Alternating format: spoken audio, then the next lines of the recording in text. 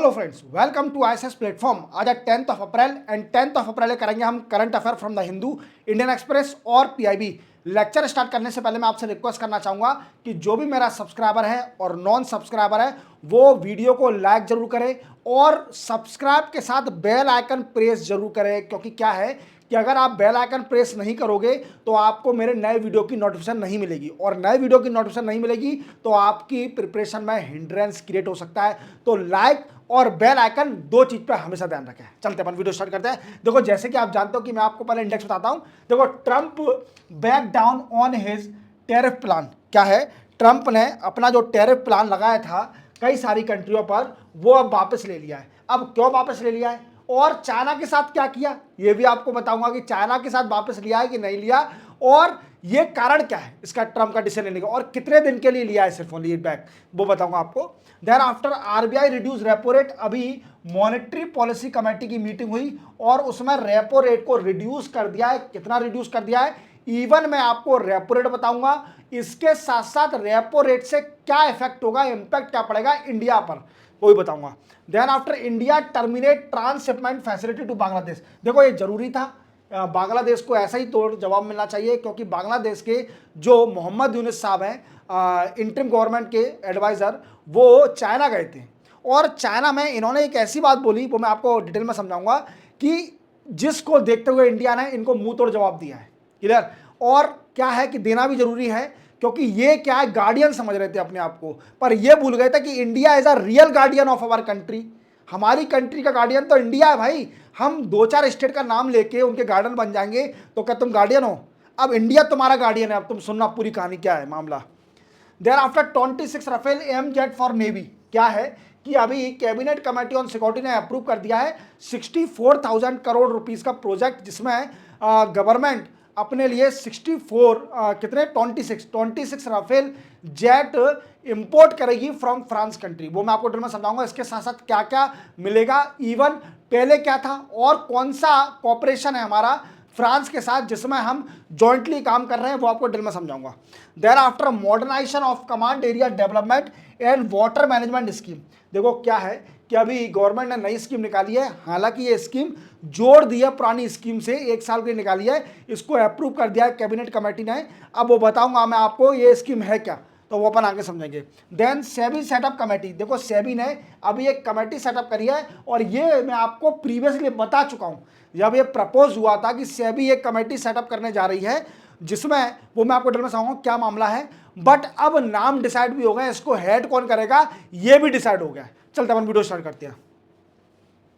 देखो, Trump back down on his tariff plan. क्या है कि जैसे आप जानते हो 3 अप्रैल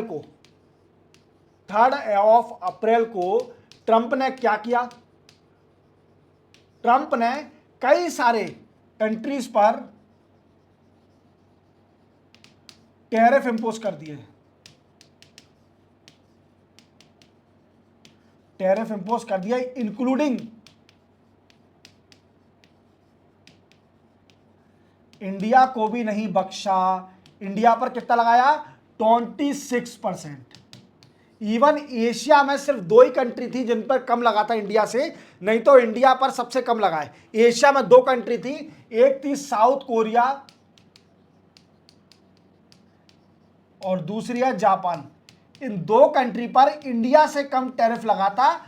अब क्या हुआ, ये टैरिफ चाइना को, तो मतलब क्या बताऊं, चाइना की सुन लो आप। तो पहले चाइना पर लगाया 20%, चाइना पर टैरिफ लगाया 20%, और अभी इसमें चाइना के ऊपर लगा दिया 34%। 34% पूरा हो गया 54%। अब चाइना इससे भड़क गया भाई। चाइना क्यों भड़क गया? चाइना कहा कि यार मेरा काम तो सिर्फ ओनली एक्सपोर्ट लीड इकोनॉमी है मेरी, अगर मेरे ऊपर ही टैरिफ लगा दिया तो फिर तो क्या होगा कि मैं भी कम नहीं हूं, मैं भी रिटेलिएशन टैरिफ लगाऊंगा। इंडिया ने क्या बोला? इंडिया ने कुछ नहीं बोला। इंडिया शांत बैठ के तमाशा देख रही थी, क्योंकि मालूम जानती थी इंडिया कि अगर डोनाल्ड ट्रंप साहब से बोले तो वो अपने को भी ले लेगा लाइन में। क्लियर? तो शांति से गेम देखो, अभी ये खुद ही बैक हो जाएगा। क्लियर? तो क्या हुआ, इससे कारण क्या हुआ मैं आपको बताता हूं, समझिए। देखो, ग्लोबल मार्केट डाउन होते गई, ग्लोबल मार्केट डाउन होने लगी, ग्लोबल मार्केट डाउन होने लगी। और आप विश्वास नहीं मानोगे, एस डाउन जोन यार, एसएनपी, ये सारी मार्केट, इवन हमारा बीएसई, निफ्टी, व्हाट वी से एनएसई, ये सारे डाउन होने लगे। और मार्केट इतना डाउन चला गया टैरिफ के प्रपोज करने से, इवन डॉलर की प्राइस भी डिप्रिसिएशन होने लगी, डॉलर की प्राइस भी डिप्रिसिएट होने लगी against we can say world currency. Clear. अब क्या हुआ, इसका कई सारा प्रोटेस्ट हुआ। प्रोटेस्ट किस चीज का, कि इन्होंने, डोनाल्ड ट्रंप साहब ने अमेरिका में एक और प्रपोज कर दिया। क्या प्रपोज कर दिया, अमेरिका में बोल दिया कि जो भी गवर्नमेंट सर्विस है, जो भी गवर्नमेंट सर्विस है उनके ऊपर सारी रिड्यूस करी जाएंगी। गवर्नमेंट सर्विस को रिड्यूस करा जाएगा, गवर्नमेंट सर्विस को रिड्यूस करा जाएगा। वी कैन से अमेरिका में गवर्नमेंट सर्विस कम करी जाएगी। क्लियर। अब क्या हुआ, इसके बाद एक कारण हुआ, देखो इसका प्रोटेस्ट होने लगा, डोनाल्ड ट्रंप साहब का प्रोटेस्ट होने लगा। और इसी प्रोटेस्ट के कारण क्या हुआ कि डोनाल्ड ट्रंप साहब ने सोचा कि हमारा तो बड़ा प्रोटेस्ट होने लगा, हम तो हित में सोच रहे थे अमेरिका के, अब अमेरिका ही हमारे हित में नहीं है। क्लियर। तो डोनाल्ड ट्रंप साहब ने बोला कि मार्केट अब बढ़ाने के लिए मुझे ये सारे प्लान को बैक करना पड़ेगा। और सारे प्लान बैक कर लिए, टैरिफ को बैक कर लिया। इवन अब ये कितने दिन के लिए बैक कराए, ये भी है, हारेगा तो नहीं। डोनाल्ड ट्रंप साहब कहते हैं इनको हारने वाली भाई चीज तो है नहीं। इन्होंने सिर्फ ओनली 90 डेज के लिए बैक किया है, 90 डेज के लिए बैक किया है, जब तक मार्केट, और जैसे ही इन्होंने प्रपोज किया वैसे ही मार्केट बढ़ गई। क्लियर। तो समझ रहे हो मेरी बात को, तो 90 डेज के लिए प्रपोज कर दिया। क्लियर। अब क्या हुआ इससे, अब इससे मार्केट बिल्कुल ऊपर हो गई। बट चाइना के साथ क्या किया, देखो चाइना के साथ,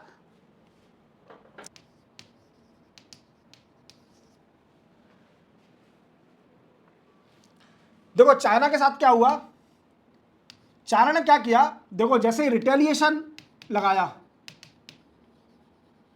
रिटेलिएशन टैरिफ, चाइना ने अभी रिटेलिएशन टैरिफ लगा दिया। अब इससे क्या हुआ, रिटेलिएशन टैरिफ से कि वो भड़क गई यूएसए। यूएसए ने बोला देखो जो भी कंट्री मेरे साथ अगर ट्रेड टॉक और टैरिफ टॉक करना चाहती है, मैं उनको रिलीफ दूंगा, मैं उनको रिलीफ दूंगा।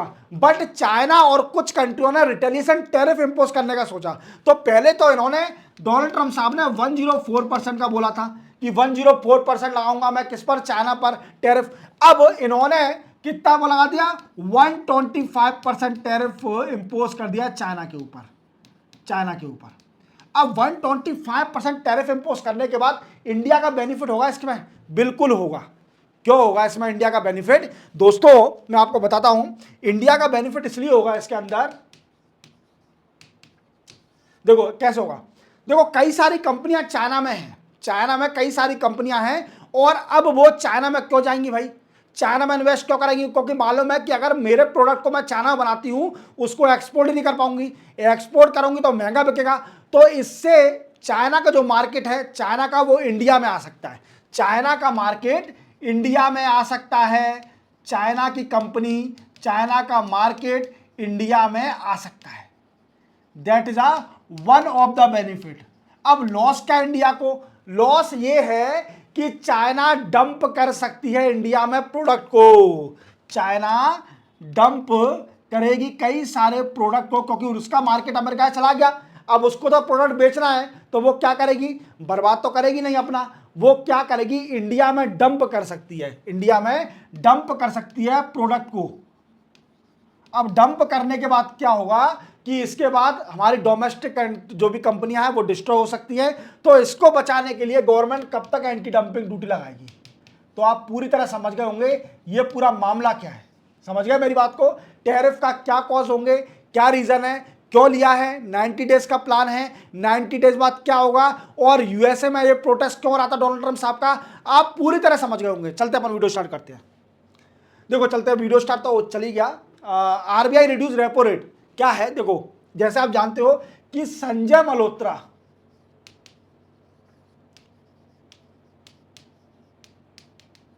संजय मल्होत्रा आरबीआई के 26th गवर्नर हैं,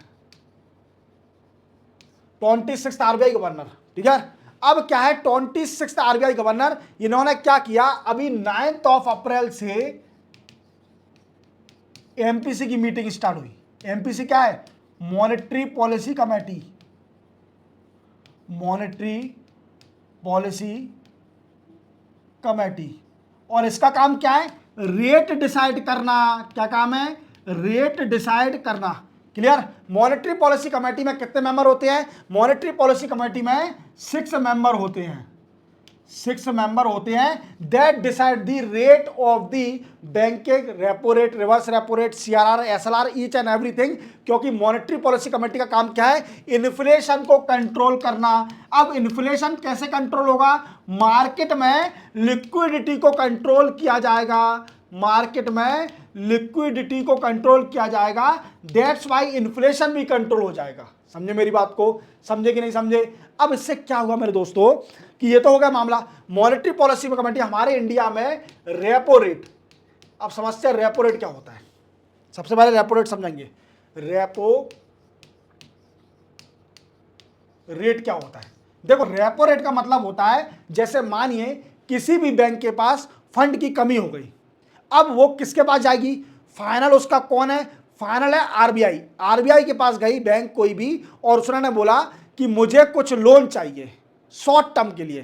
क्या है, मुझे कुछ लोन चाहिए शॉर्ट टर्म के लिए एक पर्टिकुलर इंटरेस्ट रेट पर, तो वो interest rate that is called repo rate. क्या है, रेपो रेट। और यही डिसाइड करता है कि मार्केट में कितनी लिक्विडिटी होती है। अब क्या हुआ, अभी हमारे इंडिया में रेपो रेट था 6.25%। कितना था, 6.25%। बट अभी इन्फ्लेशन कंट्रोल में है, तो अभी एमपीसी ने इसको 6% कर दिया है और रिड्यूस कर दिया है 0.25%, 0.25% रिड्यूस कर दिया है और इसको कर दिया 6%। अब इससे क्या होगा, इसके कई सारे इफेक्ट होंगे। इससे इफेक्ट पड़ेगा पहले कि मार्केट में लिक्विडिटी एनहांस हो जाएगी, लिक्विडिटी एनहांस हो जाएगी, लोगों पर पैसा आ जाएगा, बैंक पर पैसा आ जाएगा, बैंक पर मनी आ जाएगी, और इससे क्या होगा, लोन भी मिलना स्टार्ट हो जाएगा, और लोन का इंटरेस्ट भी कम हो सकता है, इवन डिपॉजिट रेट भी कम हो जाएगा। क्लियर, समझे मेरी बात को।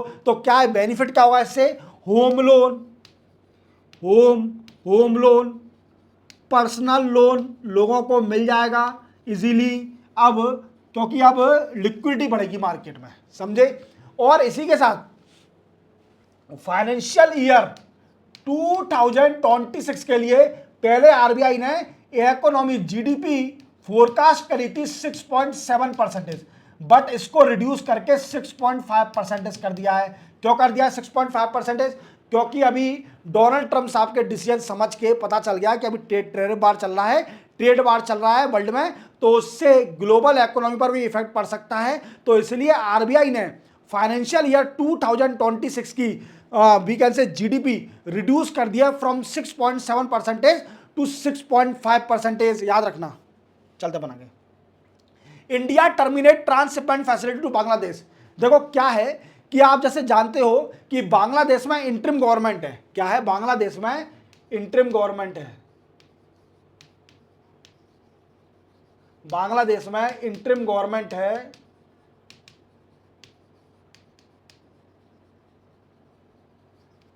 इसको हेड कौन करे हैं, Mohammad Younis,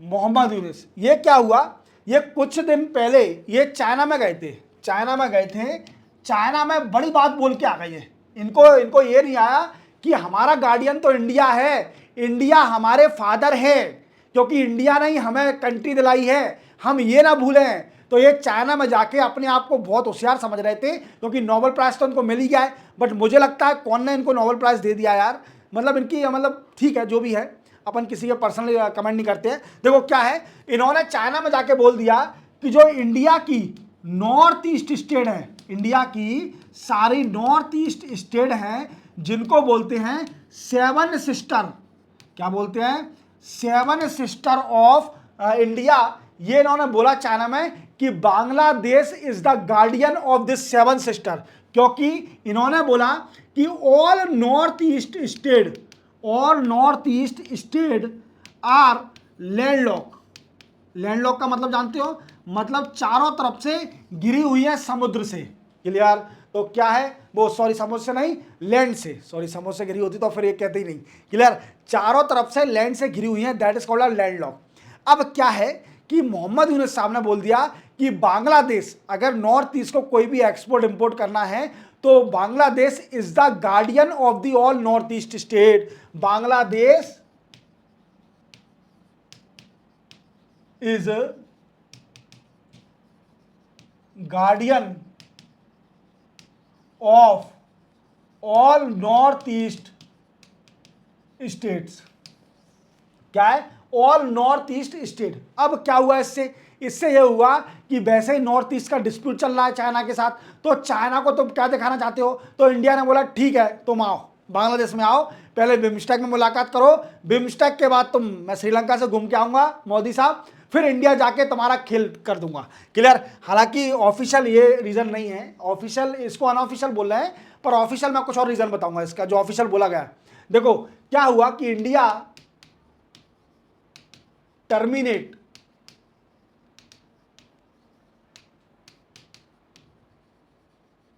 transshipment facility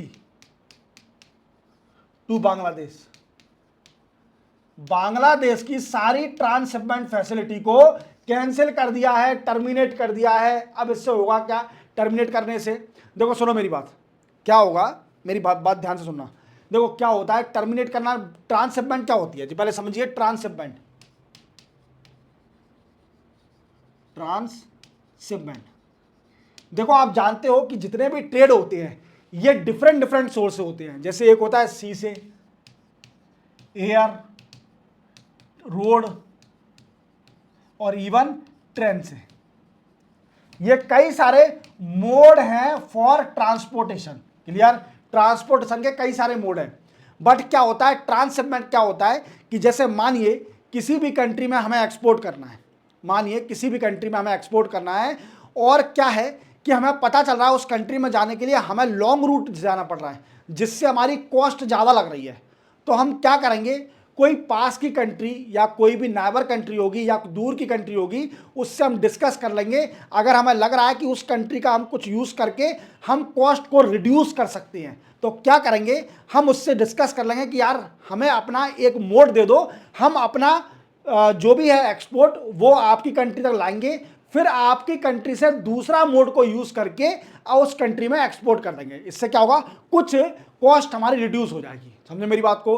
mode, different mode को चेंज करने के लिए ये सब ट्रांसशिपमेंट किया जाता है। ऐसे ही बांग्लादेश करती है। इंडिया में क्या करती है, कई सारी चीज़ों को एक्सपोर्ट करती है बाई रोड, बाई रोड के जरिए, फिर देन आफ्टर शिप के जरिए उस कंट्री में एक्सपोर्ट कर देती है। तो उससे क्या होता है, कॉस्ट रिड्यूस हो जाती है। या फिर शिप के जरिए बांग्लादेश से कुछ भेजा और एरोप्लेन से उस कंट्री में भेज दिया, इंडिया की एरोप्लेन से, कार्गो से। तो कार्गो और जितने भी कार्गो शिपमेंट ये जितने भी होते हैं ये ट्रांसशिपमेंट कहलाते हैं। समझे मेरी बात को? अब क्या है, इंडिया ने बोला कि अब तुम्हें हम नहीं बख्शेंगे, तुमने चाइना में एक बहुत बड़ी बात बोल दी है, इसलिए तुम्हें हम बख्श नहीं सकते। समझे मेरी बात को? तो इंडिया ने बोला खत्म खेल, अब तुम्हारे लिए कोई भी ट्रांसशिपमेंट की फैसिलिटी नहीं दी जाएगी। और जो भी एक्सपोर्ट प्रमोशन काउंसिल के सेक्रेटरी हैं, एक्सपोर्ट प्रमोशन काउंसिल अप्रैल एक्सपोर्ट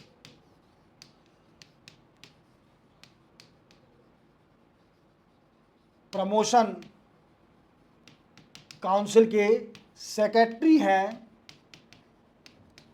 उन्होंने क्या किया, उन्होंने बोला कि ये सिर्फ ओनली हमने इसलिए किया है क्योंकि क्या है, फ्राइड की हमारे इंडियन एक्सपोर्टर की डिमांड थी।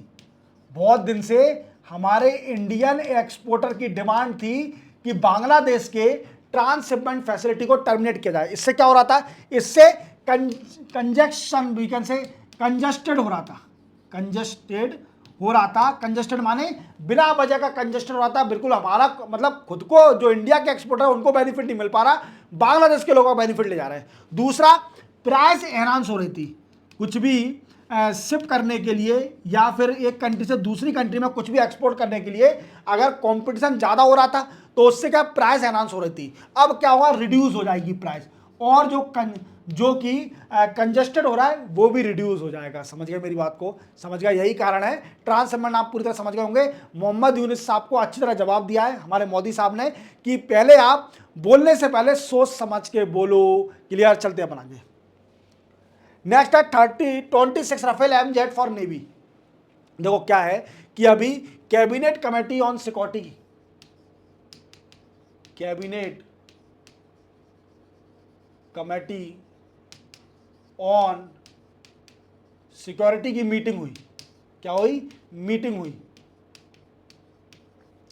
और इस मीटिंग में डिसाइड करा गया कि 64,000 करोड़ अप्रूव कर दिए हैं। अब ये अप्रूव क्यों करे हैं? क्योंकि 26 Rafale jet we can say import करेंगे फ्रॉम फ्रांस। कहां से? फ्रांस से, फॉर इंडियन नेवी। किसके लिए? इंडियन नेवी के लिए। याद रखना, इंडियन नेवी के लिए 26 राफेल जेट इंपोर्ट करेंगे यहां से। क्लियर, याद रखना। अब क्या होगा इससे? देखो एक कंपनी कौन सी है, तो एक कंपनी है वहां की फ्रांस की जो राफेल बनाती है, जिसको बोलते हैं डसॉल्ट एविएशन। क्या है? Dassault aviation. ये है फ्रांस की कंपनी जो कि राफेल बनाती है, याद रखना। क्लियर। अब इसके बाद क्या होगा भाई? अब क्या होगा, इवन हमने 2023 में भी कई बार हमने पहले भी राफेल मंगवाया शायद इंडियन एयरफोर्स के लिए। 2023 में हमने एक कॉपरेशन एग्रीमेंट साइन किया था फ्रांस के साथ। India and France sign defence corporation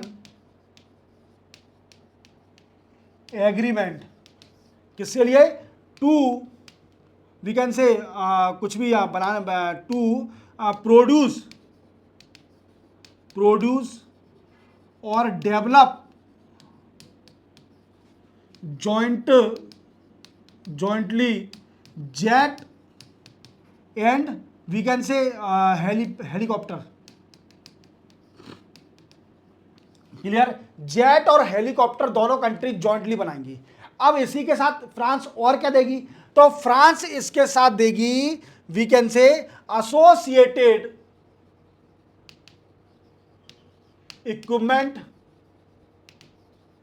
याद रखना, इसी के साथ इक्विपमेंट और वी कैन से इक्विपमेंट देगी। क्लियर, याद रखना। क्लियर, इक्विपमेंट भी देगी और आंसलरी इक्विपमेंट बोलते हैं सर आई थिंक इसको। ठीक है, आंसलरी इक्विपमेंट देगी, क्योंकि क्या है कि कभी कभी ऐसा होता है कि राफेल में कोई प्रॉब्लम आ गई, फिर अगेन फ्रांस से आप रिक्वेस्ट करो कि यार इक्विपमेंट दो, तो ऐसा है कि इक्विपमेंट वो पहले दे देगी। खत्म करो बात को। क्लियर, ये कहानी है पूरी। अब चलते अपन आगे। समझ में आ रहा है कि नहीं आ रहा? Modernisation of command area development and water management scheme. अब देखो मेरी बात, क्या है कि अभी गवर्नमेंट ने एक स्कीम अप्रूव कर दी है जिसका नाम है modernisation of command area development and water management scheme. ये स्कीम को अप्रूव कर दिया है, और ये किसमें अप्रूव करा है? प्रधानमंत्री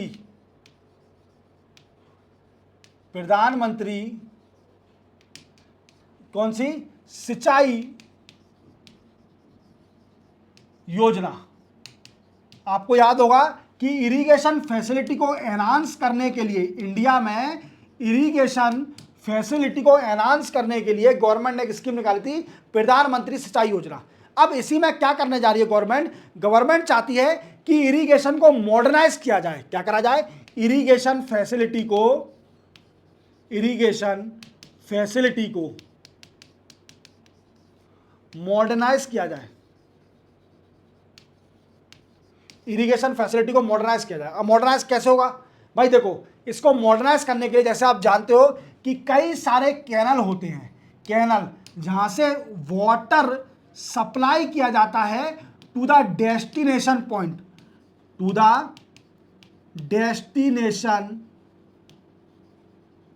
डेस्टिनेशन पॉइंट। अब ये डेस्टिनेशन पॉइंट कौन कौन से हैं? लाइक फील्ड या फिर एग्रीकल्चर फील्ड भी बोल सकते हैं अपन, that is called a destination point. Clear. अब क्या है मेरे दोस्तों, एक बात ध्यान रखना, अब मेरी बात सुनो, डेस्टिनेशन फील्ड हो गया, अब कैसे करेगी, तो देखो इसमें नई नई टेक्नोलॉजी यूज करी जाएंगी। कौन सी? Internet of thing, internet of thing, clear. Internet of thing क्यों? Water data acquisition, clear. Water data acquisition, water का डेटा एक्वायर करने के लिए एक्विजिशन करने के लिए इंटरनेट ऑफ थिंग का यूज करा जाएगा। And second, supervisory control and data acquisition. कौन सी टेक्नोलॉजी? सुपरवाइजरी, याद रखना है सारे point fact, supervisory control and data acquisition, ये दो टेक्नोलॉजी का यूज करके वाटर डेटा को एक्वायर किया जाएगा, जिससे इरिगेशन फैसिलिटी को मॉडर्नाइज किया जाए। समझे मेरी बात को? यही न्यूज है। गवर्नमेंट ने अभी दो अप्रूव कर दिया है। पहला क्या अप्रूव करा है कि 64,000 करोड़ के India 26 Rafale we can say import करेगी फ्रॉम फ्रांस। कौन सी कंपनी से? डसल्ट एविएशन से, क्लियर। और कौन से we can say aircraft carrier पर होंगे ये होंगे INS विक्रांत पे, ये भी याद रखना। और 2023 में इंडिया और फ्रांस ने एक कॉपरेशन एग्रीमेंट साइन किया था, that is called a defence cooperation agreement, जिसमें बोला गया कि इंडिया और फ्रांस दोनों मिलकर कई सारे जेट और हेलीपैड हेलीकॉप्टर को बनाएगी, क्लियर। दूसरा साइन किया कि modernisation of the irrigation facility के लिए एक स्कीम साइन कर दी अंडर प्रधानमंत्री सिंचाई योजना में। इसमें क्या है कि जितने भी कैनल हैं जो कि वाटर सप्लाई कर रहे हैं, इनको मॉडर्नाइज किया जाएगा कई सारी चीज़ों के जरिए, इंटरनेट ऑफ थिंग के जरिए या फिर कई सारे मॉडर्न टेक्नोलॉजी का यूज़ करके, तो इनको मॉडर्नाइज किया जाएगा, क्लियर। जिससे क्या है, इरिगेशन फैसिलिटी बढ़े, वी कैन से फार्मर की इनकम बढ़ जाए, फार्मर की इनकम भी एनहांस हो जाए, इरिगेशन फैसिलिटी एनहांस हो जाए। याद रखोगे? क्लियर। चलते बनाएंगे। SEBI setup high level committee. देखो ये मैं आपको ऑलरेडी बता चुका हूं पहले, बट क्या हुआ था जब प्रपोज किया था इसको प्रपोज जब किया था वी कैन से प्रपोज किया था, तो सिर्फ ओनली हाई लेवल कमेटी के बारे में बताया था, बट मेंबर नहीं बताए थे। तो मैं फिर से रिपीट कर रहा हूं हाई लेवल कमेटी के बारे में। अब ये कमेटी क्या है हाई लेवल कमेटी? देखो मेरे दोस्तों, क्या है कि अभी आपने सुना होगा, अभी एक रिपोर्ट आई थी हिंडनबर्ग की। किसकी? हिंडनबर्ग। अब वो बंद हो गई है जब से डोनाल्ड ट्रम्प आया है। Hindenburg report. अब हिंडनबर्ग रिपोर्ट में क्या है कि इन्होंने क्या बोला कि जो अदानी है, अदानी ग्रुप है, ये क्या है कई सारे शेयर के प्राइस को मिस मैनिपुलेशन किया है। मैनिपुलेशन किया है, मिस मैनिपुलेशन नहीं, मैनिपुलेशन किया है, क्लियर। तो मैनिपुलेशन में क्या होता है कि इससे लॉस हो रहा है लोगों का। दिखाया है कि शेयर की प्राइस बहुत हाई है, बट इन्होंने खुद किया है। इसको बोलते हैं, एक टर्मिनोलॉजी बताई थी मैंने, ब्रेजन कुछ ऐसे नाम से थी, भूल गया शायद, आई थिंक याद नहीं आ रही। ब्रेजन शेयर मैनिपुलेशन ऐसे कुछ नाम था, ब्रेजन छोड़ो यार, क्लियर। तो क्या है, हिंडनबर्ग रिपोर्ट आई थी, इसमें क्या था। और एक और बात बताई, जो माधुरीपुरी बुश थी, माधुरीपुरी बुश, जो कि सेबी की फर्स्ट वुमेन चेयरमैन थी, इनका भी इन्वॉल्वमेंट था इस manipulation, stock market stock price के मैनिपुलेशन में इनका भी इन्वॉल्वमेंट था, हिंडनबर्ग ने बोला। तो ये कई सारा पार्लियामेंट में ऑब्जेक्शन उठा। जब इनका टेनर कंप्लीट हुआ तो इनको रिपीट नहीं किया फिर से अगेन, 2 टर्म के लिए नहीं है। फिर उसके बाद जो रेवेन्यू सेक्रेटरी नहीं, फाइनेंस सेक्रेटरी, उनका नाम था वी कैसे, ये बैठे हुए हैं, और इनका नाम है तुहिन कांत पांडा, ये इनका नाम है, तुहिन कांत पांडा। अब ये सेबी के चेयरमैन बन गए। अब सेबी ने जो बोला था कि एक हाई लेवल कमेटी बनाई जाएगी, अब ये क्या करेगी, इसका काम होगा हाई लेवल कमेटी का कि कॉन्फ्लिक्ट ऑफ इंटरेस्ट, जो बोर्ड के मेंबर हैं उनका कॉन्फ्लिक्ट ऑफ इंटरेस्ट चेक करना, इवन इनका इन्वेस्टमेंट को भी देखना, even liability of the board member, conflict of interest, liability and investment की चेकिंग करना, इसके लिए कमेटी बना दी गई है। अब कमेटी क्यों बता रहे हो सर फिर से? क्योंकि अब नाम डिसाइड भी हो गए हैं, इसको हेड करेंगे, हेडेड बाई प्रतुक्ष सिन्हा। कौन है? प्रतुक्ष सिन्हा इसको हेड करेंगे, याद रखना, क्लियर। तो ये कमेटी बनाई गई है, ये रिपोर्ट देगी कई महीने बाद, क्लियर। तो याद रखना, आपको याद रखना है, क्लियर। चलते बनाएंगे। तो इसी के साथ ये भी 10 अप्रैल के लेक्चर भी आपको कंप्लीट होते हैं। चैनल को सब्सक्राइब और बेल आइकन प्रेस करना ना भूलना, और लाइक जरूर करना। लाइक नहीं करोगे तब तक मोटिवेशन कैसे मिलेगा? मिलते हैं हम कल, तब तक के लिए जय हिंद।